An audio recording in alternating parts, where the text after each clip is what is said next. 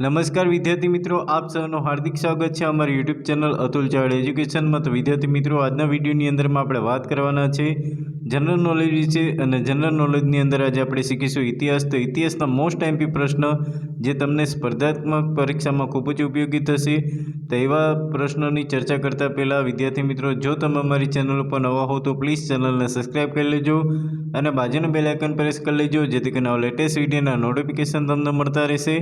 અને આ વિદ્યાર્થી મિત્રો, તમારા મિત્રો સુધી શેર પણ કરી દેજો, જેથી કરીને એ લોકોને પણ ઉપયોગી થાય। તો ચાલો વિદ્યાર્થી મિત્રો, સૌપ્રથમ પહેલા પ્રશ્નની વાત કરીએ। તો પહેલો પ્રશ્ન છે કે ભારતની પ્રમાણ સમય રેખા કયા રાજ્યમાંથી પસાર થતી નથી?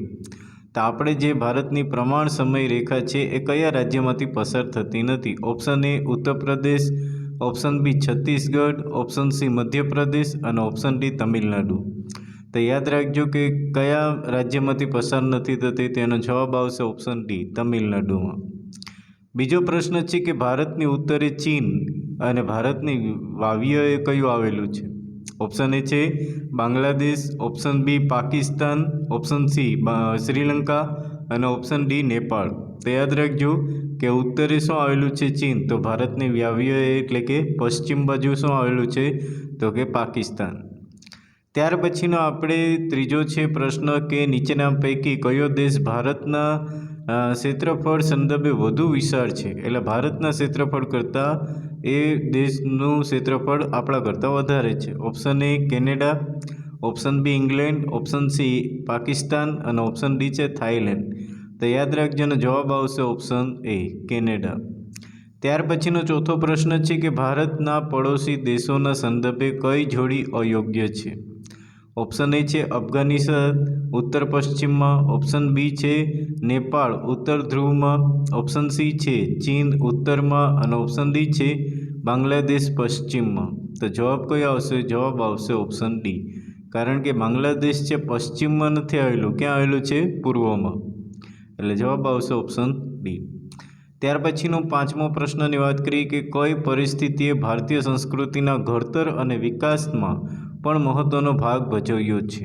ઓપ્શન એ વર્તમાન પરિસ્થિતિ, ઓપ્શન બી ભૌગોલિક પરિસ્થિતિ, ઓપ્શન સી સાંસ્કૃતિક પરિસ્થિતિ અને ઓપ્શન ડી તાત્કાલિન પરિસ્થિતિ। તેનો જવાબ આવશે કે કઈ પરિસ્થિતિએ ભારતીય સંસ્કૃતિના ઘડતર અને વિકાસમાં મહત્વનો ફાળો આપ્યો છે?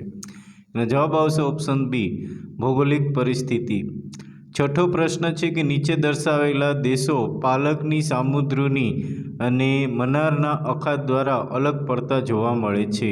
ઓપ્શન એ શ્રીલંકા અને માલદીવ, ઓપ્શન બી શ્રીલંકા અને ભારત, ઓપ્શન સી શ્રીલંકા અને ઇન્ડોનેશિયા અને ઓપ્શન ડી છે શ્રીલંકા અને બાંગ્લાદેશ। જવાબ આવશે ઓપ્શન બી શ્રીલંકા અને બાંગ્લાદેશ। સાતમો પ્રશ્ન છે કે ભારત કરોડો વર્ષ પહેલાં ખાલી જગ્યા નામના પ્રાચીન વિશાળ ભૂમિખંડનો ભાગ હતો? Option A Holland, option B Iceland, option C Gondwanaland અને ઓપ્શન ડી છે ન્યૂઝીલેન્ડ। યાદ રાખજો અને જવાબ આવશે આપણે પહેલાં કઈ ભૂમિખંડના ભાગ હતા? તો એનો જવાબ છે સી ગોંડવાનલેન્ડ। ત્યાર પછીનો આઠમો પ્રશ્ન છે કે હિમાલય પર્વતગીરીમાળામાં જે ભૂપૃષ્ઠ વિવિધ ભૂમિ સ્વરૂપો છે તેમાં એક સ્વરૂપ જોવા મળતું નથી? ઓપ્શન એ ઉચ્ચ પ્રદેશો, ઓપ્શન બી શિખરો, ઓપ્શન સી છે અતંસ્થ નદી અને ઓપ્શન ડી છે ઘાટ। તો જવાબ આવશે શું? ઓપ્શન સી નદીઓ જોવા મળતી નથી। નવમા પ્રશ્નની વાત કરીએ તો નવમો પ્રશ્ન છે કે નદીઓના વિસર્પણને કારણે કેવા સરોવરો રચાય છે? ઓપ્શન એ લગૂન, ઓપ્શન બી ઘોડાની નાળ જેવા, ઓપ્શન સી લંબગોળ અને ઓપ્શન ડી છે ચોરસ। જવાબ આવશે કે નદીઓના વિસર્પણ એટલે કે સર્પ આકાર બને ત્યારે કયા સરોવર રચાય છે? તો એનો જવાબ આવશે ઓપ્શન બી ઘોડાની નાળ જેવા। ત્યાર પછીનો દસમો પ્રશ્ન છે કે કોઈ પર્વત કે ઉચ્ચ ભૂમિ નદીઓના વહેણને એકબીજાથી અલગ કરે તેને શું કહેવાય છે? ઓપ્શન એ છે જળ રચના, ઓપ્શન બી છે જળ વિભાજક, ઓપ્શન સી છે નદી પ્રણાલી અને ઓપ્શન ડી છે બેસિન। જવાબ આવશે એનો ઓપ્શન બી જળ વિભાજક। ત્યાર પછીનો 11મો પ્રશ્ન છે કે નીચેનામાંથી કઈ નદી દ્વિકલ્પીય નથી? Option A Godavari, option B Krishna, option C Kosi અને ઓપ્શન ડી છે કાવેરી। જવાબ આવશે એનો ઓપ્શન સી કોસી, જે દ્વિકલ્પીય નદી. ત્યાર પછીના 12મા પ્રશ્નની વાત કરીએ. 12મો પ્રશ્ન છે અહીંયા કે નીચેનામાંથી કયા સરોવરનો ઉપયોગ મીઠું પકાવવા માટે થાય છે? Option A Dhebar, option B Sambhar, option C Wular અને ઓપ્શન ડી છે નળ. યાદ રાખજો કયો સરોવર, તેનો જવાબ આવશે ઓપ્શન બી સાંભર, જે રાજસ્થાનમાં આવેલી છે. ત્યાર પછીનો 13મો પ્રશ્ન છે કે ભારતમાં સૌથી મોટો નદી બેસન ગંગા નદી અને વિશ્વમાં સૌથી મોટો નદી બેસન કયો છે? ઓપ્શન એ નાઇલ નદી, ઓપ્શન બી મિસિસિપી નદી, ઓપ્શન સી છે કોલોરોડ નદી અને ઓપ્શન ડી છે એમેઝોન નદી.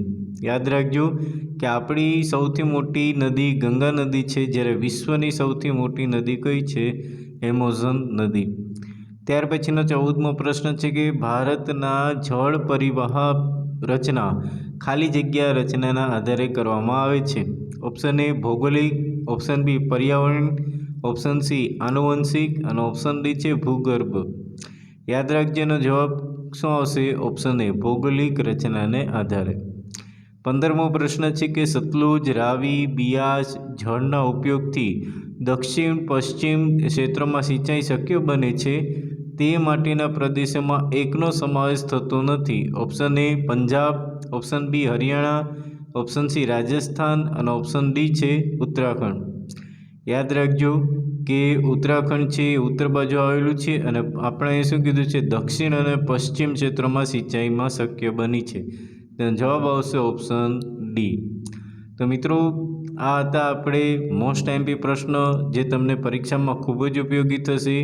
તો સ્પર્ધાત્મક પરીક્ષામાં તમને યાદ રહી જાય એવા પ્રશ્ન છે અને બધા મોસ્ટ એમપી પ્રશ્ન છે. તો મિત્રો આશા રાખીએ છીએ કે તમને આ વિડીયો ગમ્યો હશે. વિડીયો ગમ્યો હોય તો પ્લીઝ લાઇક કરી દેજો અને હજી સુધી પણ જો તમે અમારી યુટ્યુબ ચેનલને સબસ્ક્રાઈબ ના કર્યું તો પ્લીઝ સબસ્ક્રાઈબ કરી દેજો અને બાજુના બેલ આઇકન પ્રેસ કરી દેજો, જેથી કરીને લેટેસ્ટ વિડીયોના નોટિફિકેશન તમને મળતા રહેશે. અને આ મિત્રો તમારા મિત્રો સુધી શેર પણ કરી દેજો, જેથી કરીને એ લોકોને પણ ઉપયોગી થાય. તો ફરી મળીશું નવા વિડીયો સાથે. તો દરેક મિત્રોને જય હિન્દ, જય ભારત.